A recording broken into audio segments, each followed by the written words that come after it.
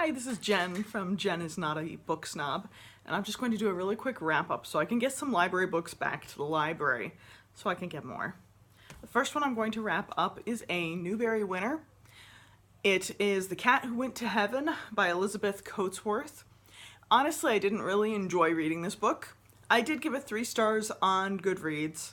It is one of those books that sort of leans towards potentially problematic, simply because it's written by somebody who isn't of the culture she's writing about, and nowhere in the book does it state where the source material is from.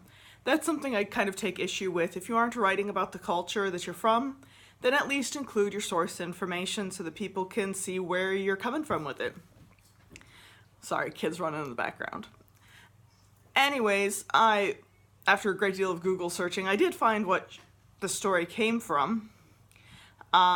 However, it should have been just available in the book.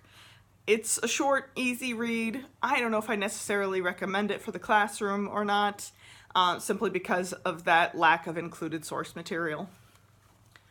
The next book I read was the Newbery winner from 2017, and it's The Girl Who Drank the Moon by Kelly Barnhill. I really enjoyed this. I liked this a whole lot. I gave it 4 stars. I don't know, I really liked it. However, if you read a lot of fantasy, then you're aware that it's a lot like Terry Pratchett's Equal Rights. At least that's what I've been told. I have not read that yet, so I can't verify it.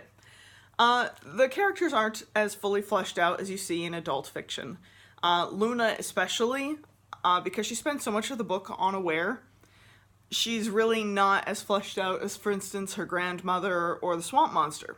I still really liked this. I thought it was great. I think that this is perfect for kids who are interested in fantasy but maybe aren't quite ready for Harry Potter. This book has emotional depth, but it doesn't have a lot of the depth of characters that you see in some other books. So I definitely recommend this one. The next one I read was the Voyages of Dr. Doolittle by Hugh Lofting. I do not recommend this one for the classroom at all. This is the second book. It won the Newbery in the 1920s, can't remember which year, 1922, 1923, something like that. Definitely not recommended for the classroom because it's pretty much full of racism. It's sort of the unintentional colonial attitude style racism, but still. I recommend this book for people who are trying to read the Newbery list, and adults who enjoy reading old children's literature, and maybe kids if you're reading this with them and explaining it, and you're using it as a way to explain colonialistic attitudes. Maybe for that. It's really too bad because the book would be entertaining. But yeah, it's got too many issues to really recommend for kids. If it wouldn't have had like so much of that in it, I probably would have really liked that book as a kid. And now I kind of realize why I didn't read it as a kid. I probably was like, hey, wait a minute, there's some issues with this. So yeah. The next one I read was Beast Made of Night by Tochi Onyebuchi. I'm saying that wrong, and I'm sorry. I really wanted to love this. I wanted to love this.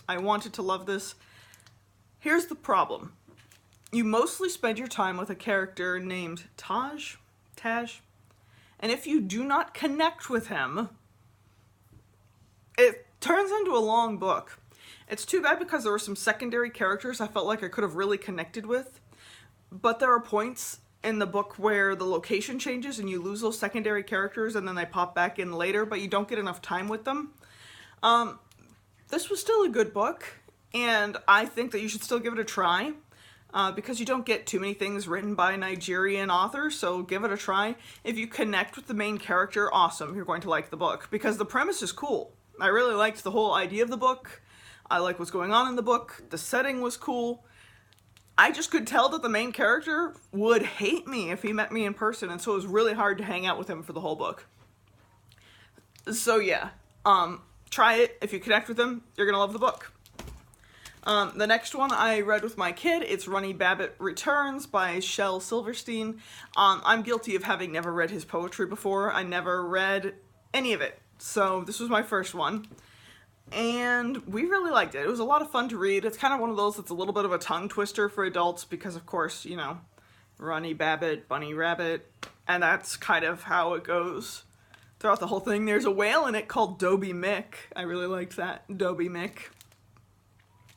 I think I gave this 4 stars. Unfortunately, because I haven't read the older stuff, I don't know how it compares to the older stuff. Standing on its own with no background, I enjoyed it, and I am pretty done with poetry, and I still enjoyed reading this. And I mean, I am done with things that rhyme for a while, and I still enjoyed reading this. So that is my brief wrap-up.